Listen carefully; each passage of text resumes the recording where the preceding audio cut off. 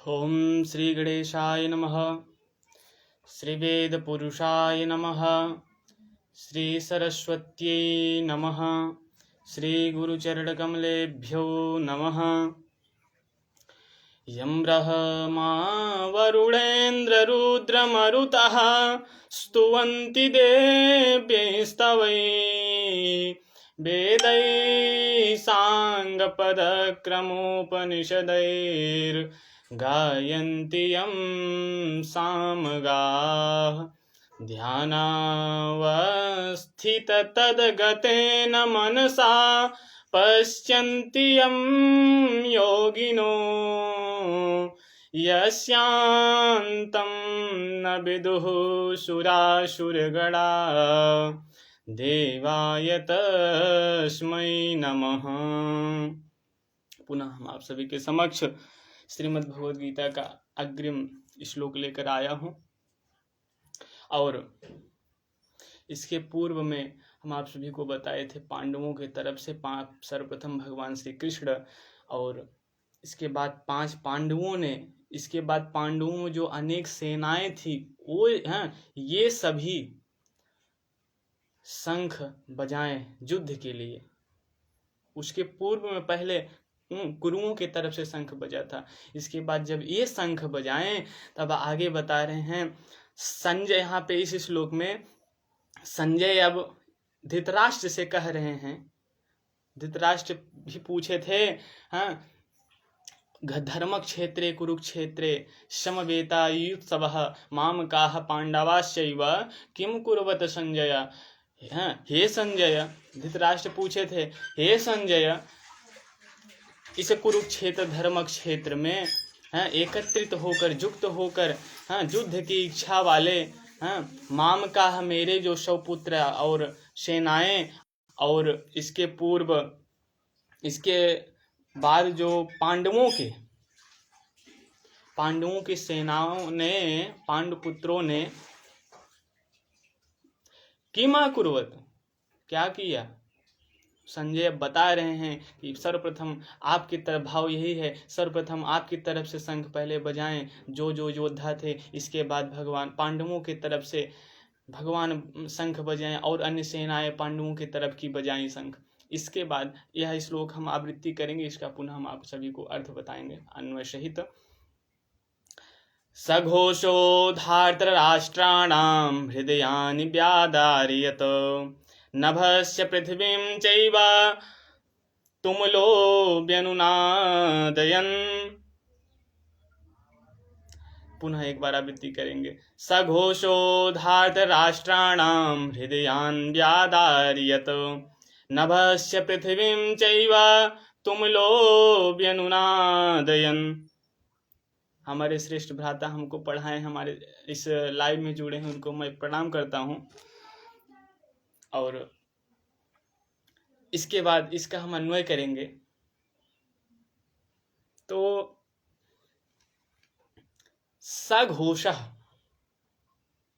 जब पांडवों की तरफ से शंख बजा, घोष हुआ, आवाज हुआ उस शंख का, तो क्या हुआ। धार्तराष्ट्राणाम, धृतराष्ट्र के जो सेनाएं और पुत्र थे उन सभी के हृदयान व्यादरात, हृदय विदीर्ण हो गया, फट गया उस आवाज से। और वह आवाज नभस्य पृथ्वीं चैव, नभ अर्थात आकाश, पृथ्वी माने पृथ्वी, न आकाश और पृथ्वी पर्यंत, तुमुलः भयंकर शब्द हुआ, भयंकर व्यनुनादयन, नाद हुआ। इस प्रकार इसका अन्वय लेंगे। इसी व्यनुनादयन, तुमुलः व्यनुनादयन, उस पांडवों के तरफ से जब शंख बजा तो भयंकर, उस भयंकर शब्द ने व्यनुनादयन, बी उपसर्ग पूर्वक, अनुमाने नाद माने होता है बजना, जब बजा तो अनुमाने उसके पीछे पीछे जो गुंजायमान आवाज हुआ, फ्रीक्वेंसी गया, तो उसी को कहते हैं व्यनुनाद यन। हाँ, तो बजते हुए आकाश नभश्च पृथ्वीम चैव, पृथ्वी और आकाश, आकाश और पृथ्वी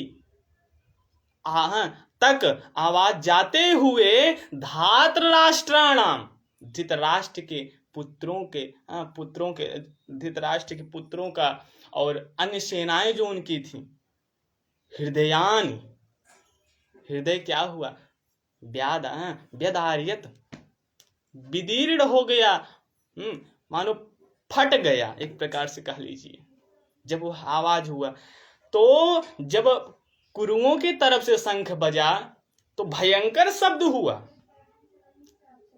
जब भीष्म पितामह बजाएं, उसमें था तस्य संजनयन हर्षम कुरुवृद्धः पितामह सिंहनादम विनादोच्चै शंखम दधमौ प्रतापवान। कुरुवृद्ध भीष्म पितामह जब शंख को बजाएं तो सिंह के दहाड़ के समान उच्च स्वर में बजा, विनक्त हुआ। और तो संजय दुर्योधन के हृदय में हर्ष उत्पन्न हुआ। और जो कुरुओं के तरफ से अन्य सेनाएं जब बजाएं तो सहसैवाभ्यन्यन्त सा शब्दस्तुमुलो भवत, शंखास्य भैर्यस्य पड़वानक गोमुखाः सहसैवाभ्यन्यन्त सा शब्दस्तुमुलो भवत। कुरुओं के तरफ से जब शंख, भेरिया, नगारे, पड़वानक बड़ा सा युद्ध में ड्रम होता है, बहुत तेज आवाज देता है, गोमुखा, ढोल नाल सब लोग बजाते हुए, और वह जो सहसैवाभ्यन्यन्त बहुत तेज बजा, उनकी सेनाएं जब बजाएं तो सा शब्दः तुमुलो अभवत, भयंकर आवाज हुआ। और इधर जब पांडवों के तरफ से बजा तो व्यनुनादयन, बजता हुआ, वह उस भयंकर शब्द ने व्यनुनादयन, बजते हुए आकाश और पृथ्वी, नभ माने होता है आकाश और पृथ्वी माने पृथ्वी, आकाश और पृथ्वी तक बजते हुए, गुंजायमान होते हुए, धात्र राष्ट्राणाम, धृतराष्ट्र के जो सेनाएं हैं, धृतराष्ट्र के पक्ष वाले जो सेनाएं युद्ध के लिए तत्पर हैं, उनके हृदय को विदीर्ण कर दिया वह आवाज, मानो फाड़ दिया। तो इसी के साथ हम अपनी वाणी को विराम देते हैं। ओम शांति शांति शांति।